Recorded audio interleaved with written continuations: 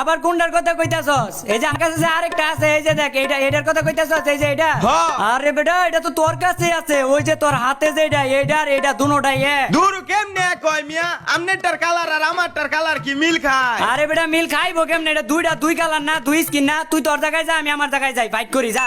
তুই তোর সাইডে যা, আমি আমার সাইডে যাই। হুই না যাইন তাইলে? আবার ডাকসকে কি হইছে ক?